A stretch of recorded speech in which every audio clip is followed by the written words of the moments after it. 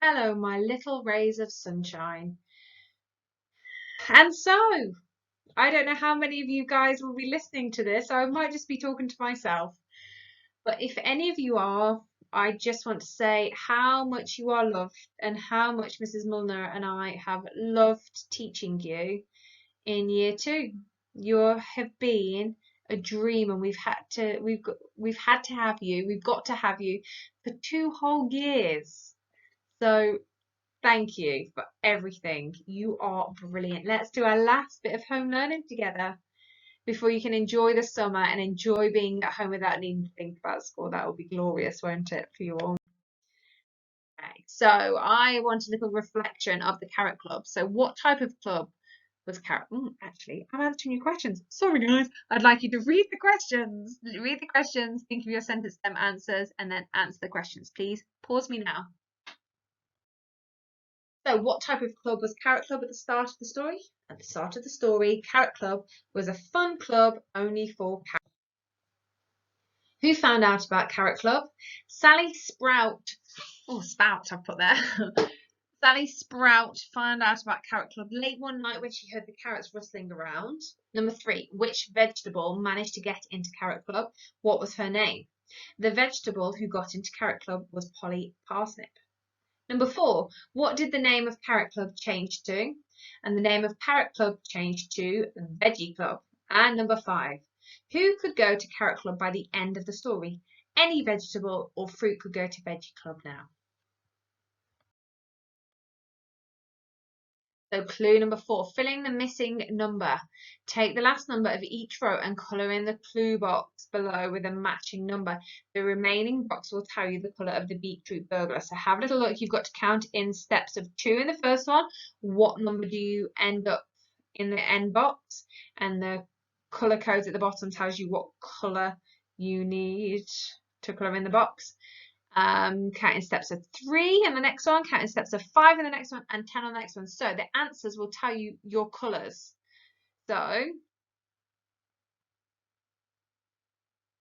pause me now.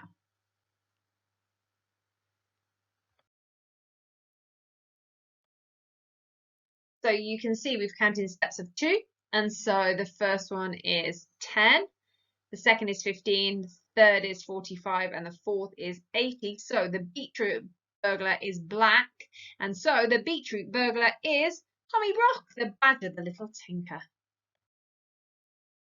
Final clues. There are lots of common exception words spelled incorrectly in the story. How many spelling mistakes can you spot? So Darren invited everybody. So here's our first one. In class, so you've got to go through it and count how many are spelled incorrectly. Pause me now. So you can see here that all the ones that have been spelled incorrectly, and there are 9. So our 9th digit is, in fact, a 9. Pause me now to check you got them all. How many of these sentences are written in the past progressive tense? So the witch rides on her broomstick past the moon. Is that in the past or is it in the present? Is it in the past and is it still going, or is it in the past and is it stopped? Is it in the present and it's still going? Is it in the present and it's stopped? It's in the present, isn't it? We went past trick-or-treating last year and it was fine. Okay, well, that's the end of that. So it's not past progressive. The children are looking for the last clue. They are doing it right now. We were looking all over the house for the final clue. Now we're starting to think, aren't we? So pause me now and have a look.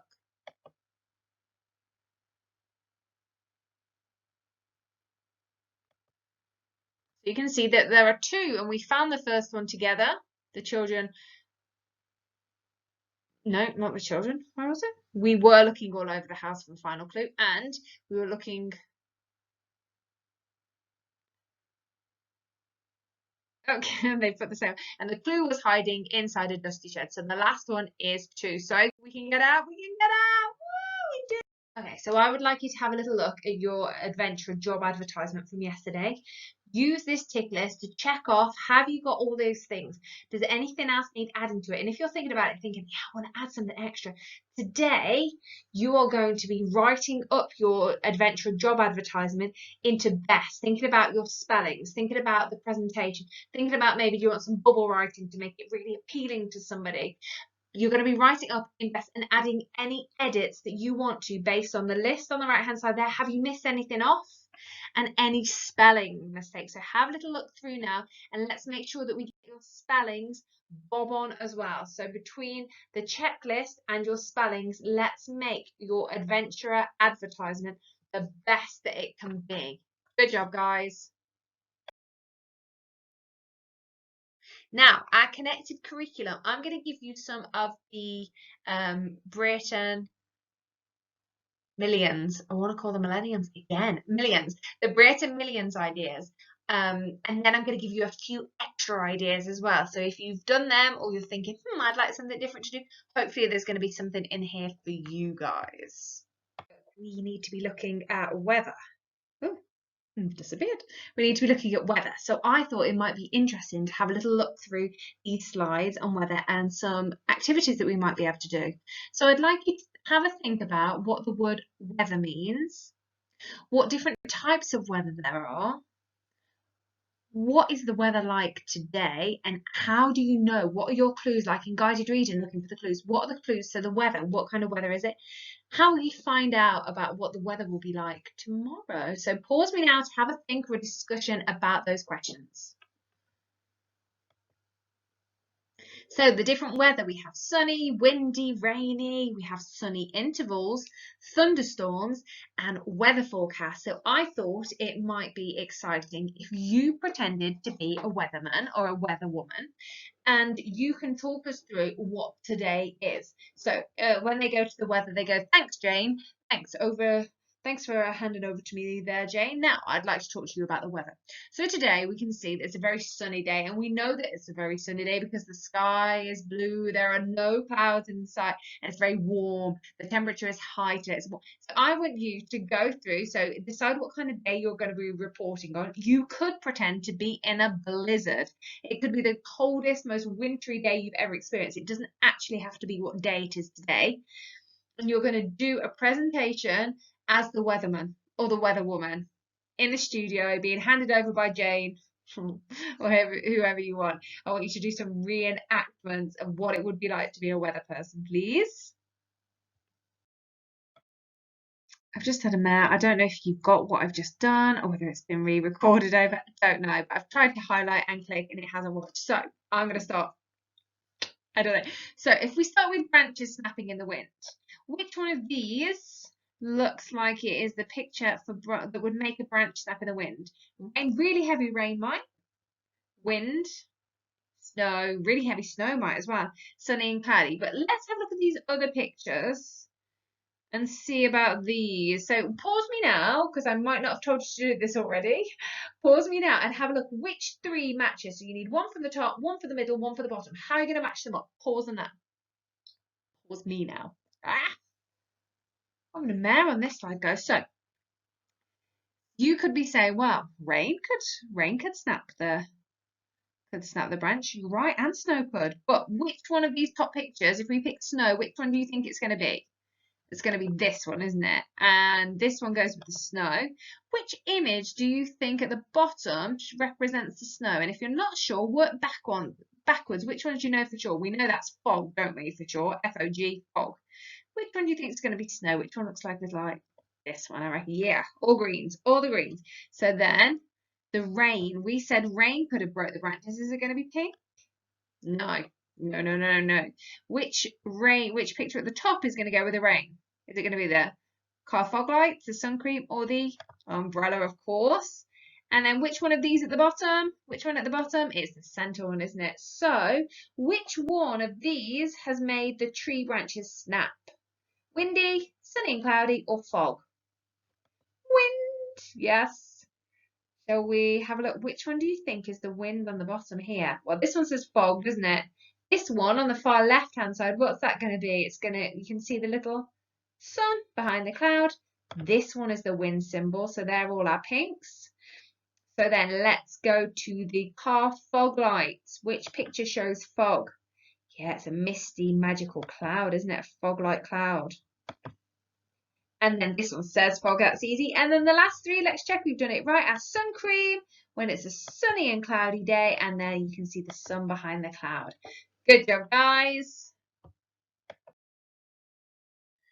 Now, how might we measure the weather? That's a question for us, isn't it? How might we measure the weather? That's a tongue twister. So in the pack, on the Monday pack, I have put together some little ideas for creating your own weather measuring devices. Now, if you're in school, I'm not sure what you can and cannot access.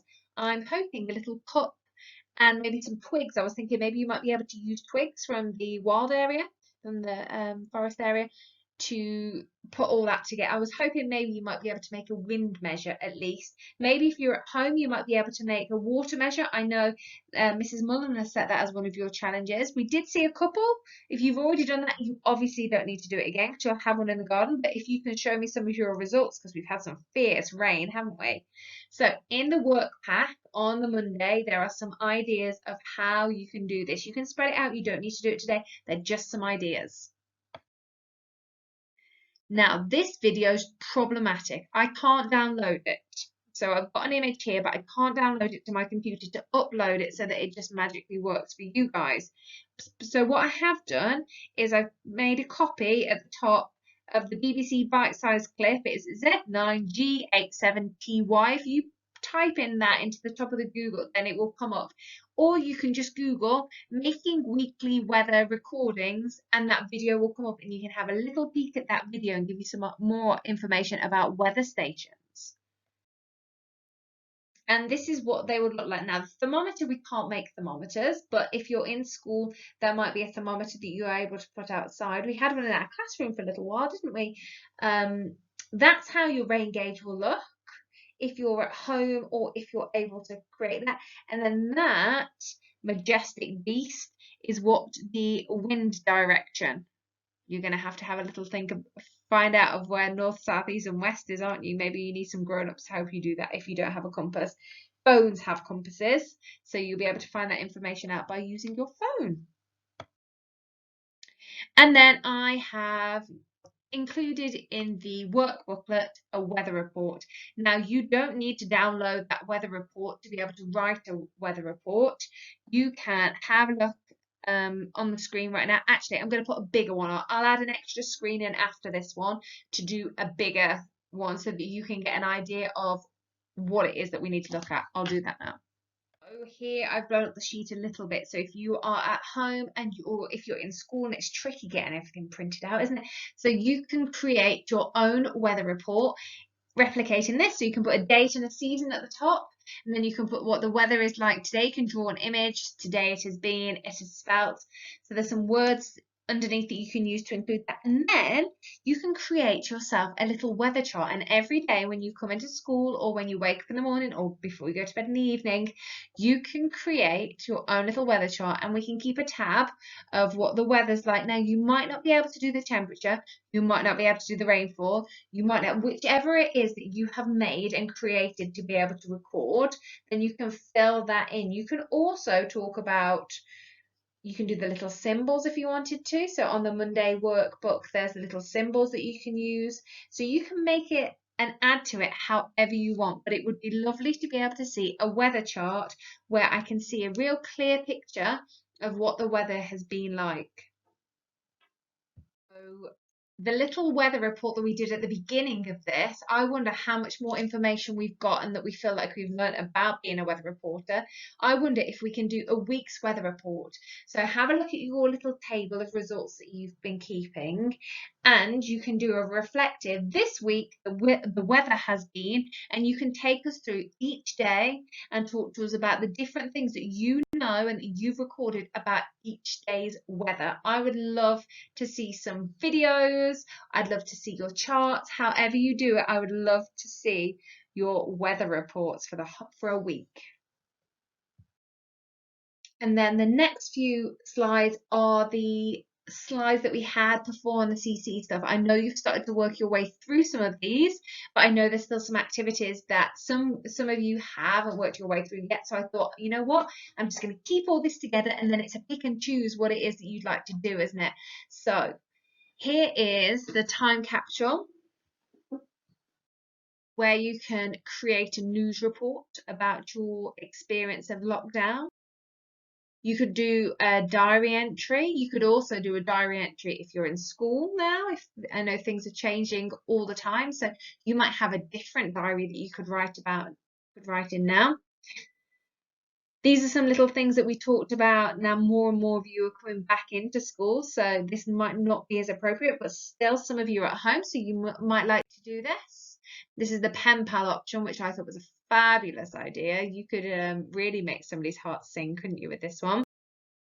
Then we've got the little book of lockdown. So we're doing the digital book in school, aren't we? So how are you guys getting on with that one? Have we got any information that you want to forward on to me? Because I'd love to see that. And then this is our connected curriculum menu challenge board, and I know that some of you guys in school have been starting to work on this, and it has been fabulous. Mrs. Statham and Miss Budden have been talking about all the beautiful things that you're doing, and I'm very impressed, very, very impressed. So I thought I'd pop this on here as well in case there's anything in there you want to keep on beavering away with. Good job, guys.